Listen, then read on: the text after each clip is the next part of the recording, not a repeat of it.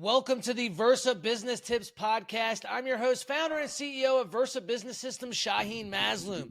I'm really looking forward to speaking with our guest today. So Blair, he's a speaking coach from BBN Creative Management, and he helps entrepreneurs get started on their speaking career, but also help people grow their speaking career. You know, there's a true value in speaking, right? Getting in front of a stage, getting in front of hundreds or even thousands of your potential customers. And so, Blair, tell us a little bit about you, your company, what you guys do. Awesome. Yeah. Thank you so much for having me.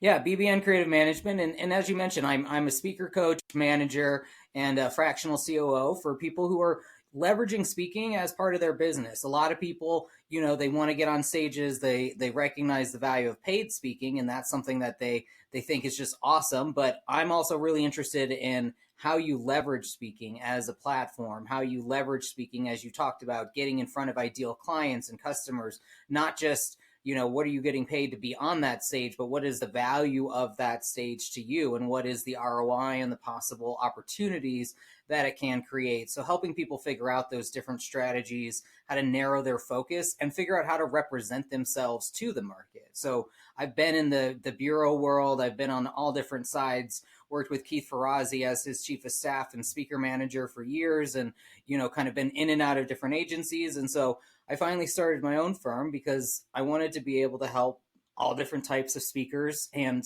unlike a lot of the agencies and bureaus where I worked, as you mentioned, a lot of the speaking is not just for, paid opportunities at a corporate event. It's an opportunity to be in front of ideal clients or customers. So some of that means you're not getting paid necessarily, or it's a barter, or it's something else. It's different models. So I've just been able to be on kind of different sides of the industry and see the different paths that you can take and help people figure out both a B2C and a B2B strategy for their speaking. Absolutely. Absolutely. So most of our viewers and listeners, they're business owners, right? So it's funny. I think most people don't even realize that, there's so many different types of stages, right? Like it's not always standing up on a stage in front of hundreds or thousands of people, right? We're on a stage right now. A podcast is a stage. A webinar is a stage. Going live on Facebook is a stage. So, talk about some of those different types of stages and, how businesses can really utilize that to increase their profits, to drive more attention to their business. I see people, doing videos and talking on, on Facebook Live all the time. And, they may not be getting the results that they need. So that's, kind of where you come in, right? Like, what are some tips that you can give people on getting out in front of more people and getting on more of these virtual stages from the comfort of their home or when they're out and about in the world, right? Like you don't have to schedule a week in advance and fly here and do all this crazy stuff. There's stages everywhere. So go into a little bit more about the different types of stages and how business owners can utilize them. Sure. Yeah, absolutely. And everything you said is absolutely correct. There's so many different types of stages. A lot of the things, it's helpful if you think about it, maybe what's in your control and what's like under someone else's control, what is like a third party or someone else kind of owns that stage, the things that you own, like you mentioned, your social media. How can you get your message out there? And obviously that's a very cheap and efficient way to do it. But like you said, you might not always be reaching the right audience. So I think you need to be really strategic even in your social media and think about, who am I trying to reach? And that's going to lead you to other types of speaking and stage opportunities. So like you mentioned, there is a lot of virtual opportunities and associations and groups, nonprofits that serve industries and they serve professionals. They may serve people that are your ideal customers, but that association's job is to educate and to provide different learning opportunities for their industry. So if you don't even, before you even think about going to a big event or sponsoring a stage or sponsoring something like that, you can even reach out to them and say, hey, can I do a webinar?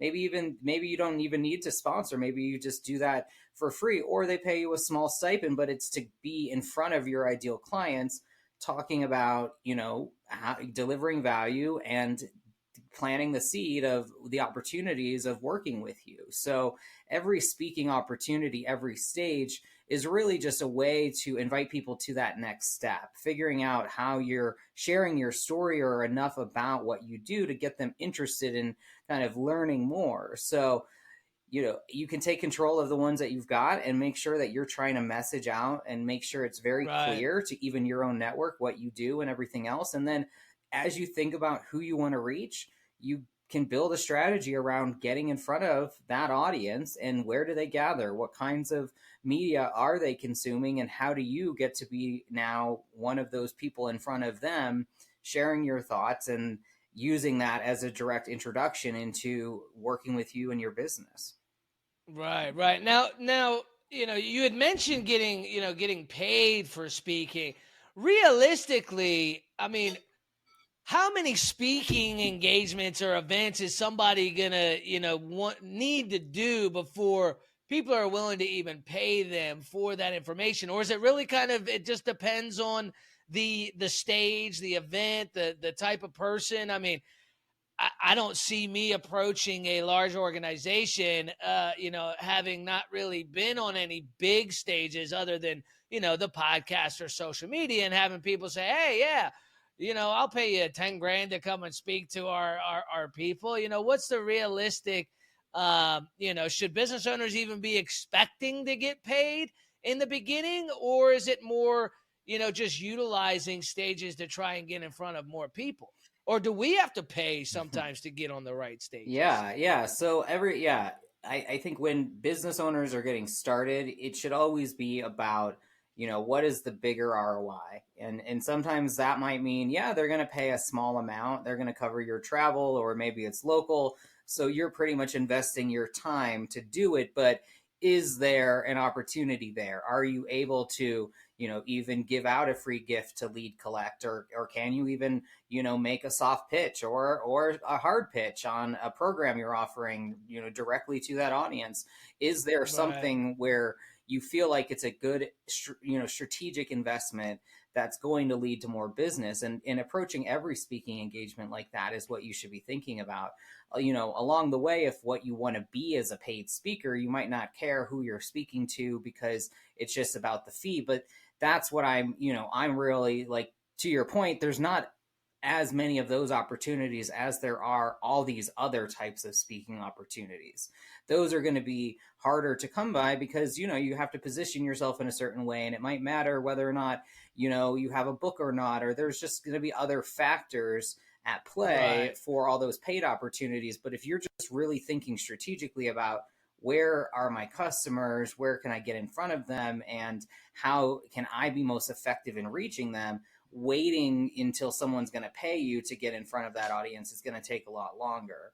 So I just think Right. Right. every time you're out there, it's about, converting as much of that audience onto your list, because you might have B2C products for everyone, and also being thoughtful about how you're connecting with decision makers and other of the other leaders that, are going to be the ones that could book you for other things, or might lead to consulting or coaching or other things, that are higher level for your business. So there's always going to be kind of like a B2B and a B2C approach. And then you're just going Right. to, try to negotiate as best you can for each opportunity what's going to be most valuable for you. Even Yeah. getting an email after the event might be, the most valuable thing, so that you're in everyone's inbox immediately afterwards with your link Right. or something. So there's a lot of different things you can negotiate, even beyond a fee, that could be even much more valuable for your business. So you might not want to pursue that at all. Yeah. Yeah. No, 100%. So, where does one start? Right. So, to give you an example, like, I had this guy reach out to me on Instagram. He pitched me. He's like, I've got all these business owners, and they're going to be on this event, and there's going to be, we've already got 3,000 people registered. And, it comes time for the Zoom event. And now I didn't pay anything. They did ask for a donation to their organization, which I did. I think I just donated $100, nothing crazy. I was like, let's see what this is all about. Um, and I get on the event, and there's, I think, 5 people on the Zoom, and 2 didn't have their camera on. One was the event coordinator himself, And, there just really wasn't, I mean, I did it to the best of my ability. I was enthusiastic. I shared the information they were looking for. And, it was just, it really was a waste of time. What are some pointers you can give to people out there? Because there's so much BS online, and, everybody's trying to make their event seem better and greater than it is, especially for the smaller ones, right? That are just getting started. How do you weed through the BS? But also, there's hundreds of thousands of stages. Like, where do you start? Yeah. like where, I mean, where do you start? Yeah, and it's great. It's a fair question, and I always tell people, start with your warmest connection. Start with your school, your kid's school, your church, or whatever it is that might be in your local community. Even just to volunteer that you want to give a presentation or run a panel or start volunteering to put some events together that allow you to do more of that. Leverage your warm connections with friends to do a lunch and learn at their company, or with other people, and like we're talking about, use your virtual platforms, because even if you're not getting a wide audience, at least you're going to get practice. And like that's why podcasts are also such a great, nothing better than speaking. The next best thing is a podcast. So getting your story out there, people can hear your different perspectives or your thoughts and ideas. It's another great way to just get comfortable with that too, because I think a lot of people, we have this natural fear of public speaking or of getting out on Yeah, I used to have that for sure. Yeah, it's scary, and you feel you're up there, but it shouldn't be a performance. You're giving a gift. You're there to share that information. You're there to connect with them and tell stories, and the people who do it best, and that's what they're doing. They're telling a story, they're sharing value and information, and they're bringing you along with them. So you can break it down and it just becomes simpler. But getting started at all those places where you've got connections and where you can just add value to that community and kind of pick it up and grow it from there. See what opportunities come your way, and and when you're sniffing out like these promoters and events that are like heavy on the promotion, you kind of can get a sense of what they're looking for. They're really looking for your network, as much as helping them. Like there's always going to be a quid pro quo in that sense, and we would just and there should be how many times have they done the event, how like events with a track record are, in the digital world, obviously there was a million different summits and things happening in 2020, 2021, etc. And we and now I'm sure there's still those things happening, but I doubt they're as popular. So you should be able to get a sense of if it's been done before, if they've got a track record on attendees, how many people show up to those things. But sometimes you're going to be a speaker who show up and there's a room that's half empty, or there's only a few people, and you're going to have to do what you got to do, and you never know, one of those people in the room could be booking you for a dozen gigs down the road for some reason. So it's just kind of the life, I think, in that sense, eventually, but that's why you try to get smarter as a business person, though, on the strategic value of each of these, and understanding the audience more than anything, of course, so that it is right for you, especially if they're not paying you, especially if it is, it is kind of like a donation of your time and effort. Mm-hmm. Yeah. So now you being a speaking coach, so you're helping business owners, or really anybody, not just with creating their talk, right? Yeah. But also helping them get on stages or figure out where to go to get on stages. Tell us a little bit about what your company does and what that process looks like. But also, like, what kind of cost are we talking here, right? Are we talking like 50, 60 grand? It's going to take a while to recoup that? Or, is this something that you can kind of start slow and build up as you start to get some revenue back from speaking engagements? Yeah, and I usually start with 90 days for 5K. So, I mean, I think it's a pretty low investment to get you started. Weekly coaching, and I have 3 different areas. So the first area is your speaker assets. This is what I call like a sustainable speaker strategy. So first, it's your assets. How are we positioning you?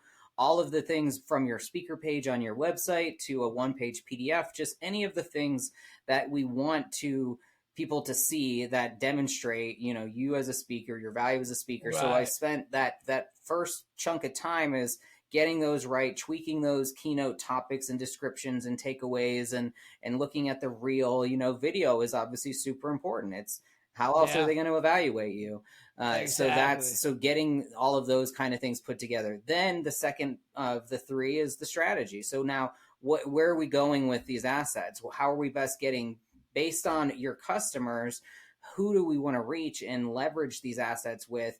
Obviously, we're going to start with your warm network again, really milk as much low-hanging fruit as possible from the people that already know you but might not be aware of your Right. speaking, or just need to be kind of made aware of these new things.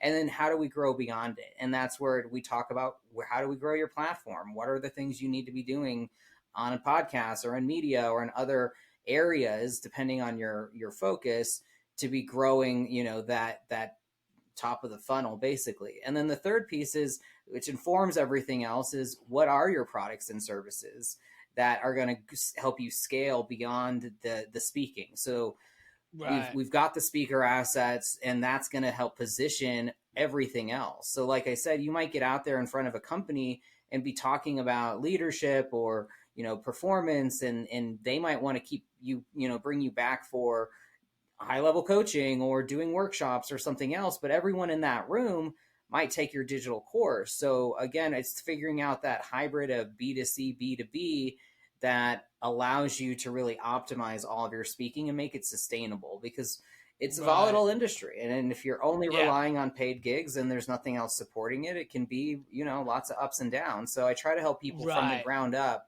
figure out how they make it all work together. Not every event is going to turn into a million sales, but it's going to help, smooth the ups and downs. So those three areas are what Right. I cover, and we put together that strategy. And then I've been working with some clients longer and, continue on a monthly basis. But no, I think, the opportunity for me is that some people moves into more of a commission model. And if we can grow Right. together, then it's a win-win. For me, it's a low investment of what should be easy to recoup, but that, hopefully turns into a lot bigger things than just speaking fees down the road. Absolutely. Absolutely. So, you brought up courses. So for B2B, when I think back to like the events that I've been to and other business owners have been to, even on Zoom, what have you, courses is, I mean, everybody has products, but nearly all of them have some sort of course. Um, do you think that that is absolutely vital for an entrepreneur that's selling B2B to have a course to be able to sell and monetize, or can they just use it for lead generation, or does it, is it really kind of dependent on the person? Yeah, I mean, I think it should just be part of your strategy if it makes sense. It's passive income. So having products that, whether you push them hard or they're like, top of your funnel, either way, I think it gives people a way to step into investing with you that is Right. what makes it easier to sell them on the next thing. A lot of times Yeah. people want to come in, and speak, and then they're offering a coaching program or something else. And it might be a big jump for someone to go from zero to thousands of Right. dollars, but Hey, nice to meet you. Here's 10 grand. exactly. Let's, But yeah. okay, I'll pay $50, $100, a few $100 for this course, see what it's like, and then okay, like I would love their help. This course is helpful. I got to do it all myself. Now I would really Right. like their help. So I think it's just a way, especially if it makes sense in your like your product pyramid. There's no reason not to have something like that that can be passive and that can help get people into the customer journey that otherwise you would miss completely. But for some, if it is more B2B, maybe it wouldn't make sense. Maybe you want to keep that kind of behind a paywall, even more so for the corporation. So, you know, I think things like books and courses should never be like your number one thing, because they're never going to make enough Right. money to be the number one Right. thing. So Yeah. at least make it part of a way that people can grow a relationship with you and your thought leadership and have them Yeah. available. They're going to help get you in the door for more, but they're not where you should put all your focus, because there, hopefully there's higher ticket things that are going to be Right. bigger earners. Right. Now, what do you think about free books? I've always been a big believer that a, a book at no cost, especially like an ebook, it doesn't cost you anything, Mm-hmm. right? Give the ebook for free. If they want to buy a print copy, hey, just pay shipping and handling, right?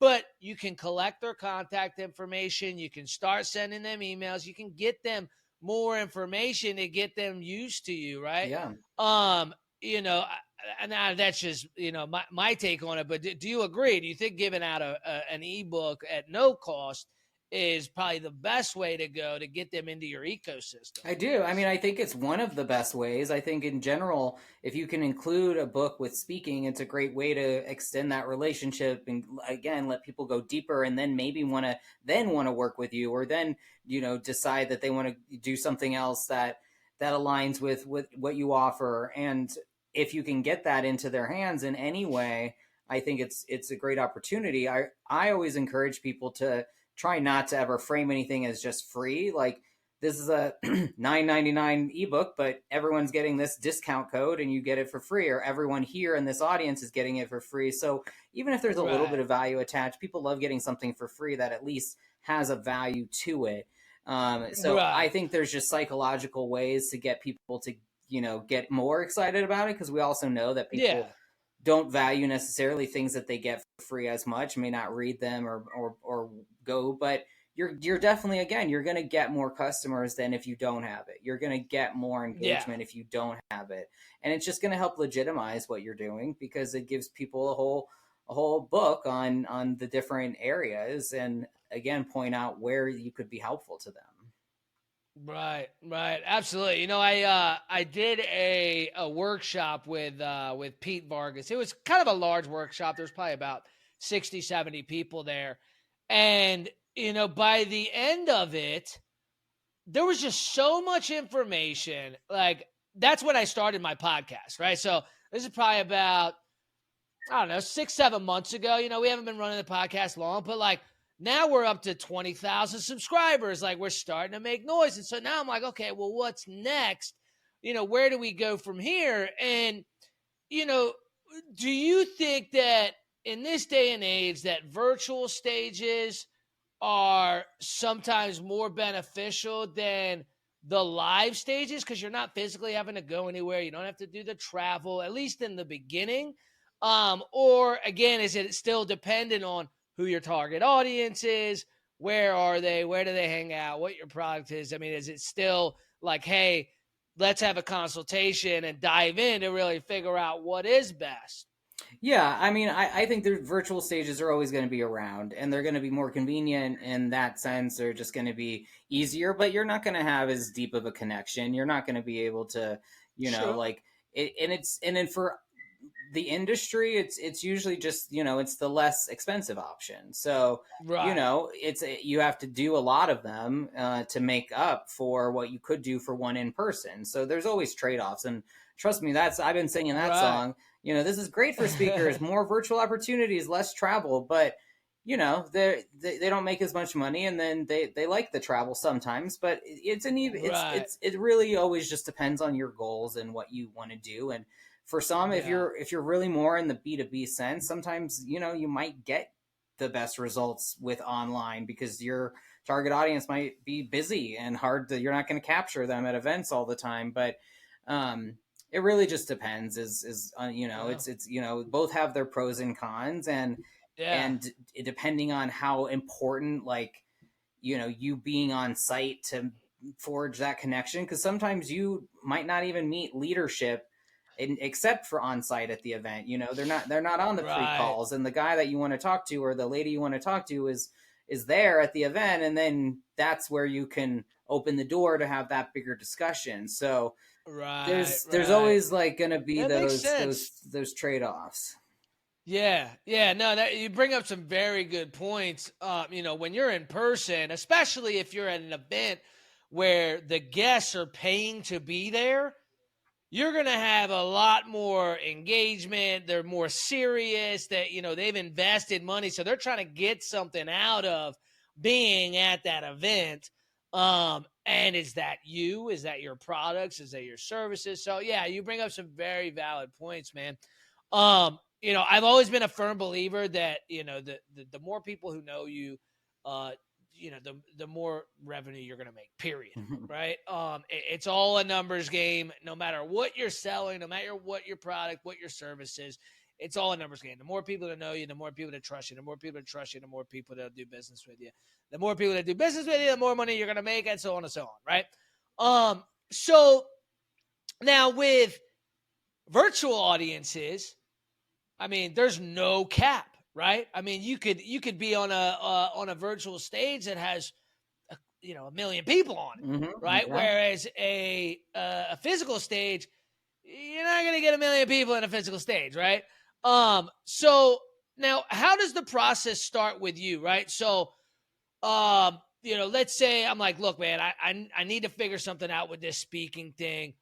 Where do we go from here? How do these people get in touch with you? Like, what do we do here to start moving forward with our speaking career and getting better, speaking arrangements? Sure. Well, I'll start with where you can find me and talk to me. You can find me on Instagram and LinkedIn, Blair Bryant Nichols, BBN Creative Management, and my website, BBN Creative Management. And sign up for a free 30-minute call and ask some questions. Let me know where you're at, and I think you'll hopefully get some clear ideas on next steps. Where I start and how I help you approach that is those three areas that I mentioned before. Some of you might already have stronger than in one area than others. Some of you might have really developed your keynote topics and have a really clear kind of idea on what you want to speak about, but you don't have any products or services. Some of you may just have products and services and no speaking, assets or things like that. So they all inform each other, but we always start with that main idea. We're going to start with the keynote. We're going to start with the talk, the thing. Like, that's how are we positioning you that makes you unique and special? What's your background and expertise and that makes you qualified to speak about this? And how do we craft that? Because then that's going to inform everything else. So it's just me understanding, your ideal clients and your customers and some of your goals and how you want to be spending your time. It gets into that because that's hopefully what I'm helping you do is like structure a career that allows you to spend your time doing what you love doing, which a lot of these people who want to speak, it's because they love it. They're not afraid of it. And, it starts there. And then we, building out the assets and everything else around that strategy. And then, kind of looking again at products and services, and hopefully it's an iterative process that you're always really, evolving, because that's what it takes as far as staying relevant in the keynote space. Absolutely. Absolutely. So with that 30-minute consultation with you, right? So will you know during that conversation if, hey, this is a good fit for both of us, let's move forward, or, hey, you should probably get some things figured out within your business or your talk or whatever first before we start working together? And how long, like, can you figure out, like, hey, based on that conversation, here's what your ROI should be by the time we're done with this 90 days, you should have a couple talks.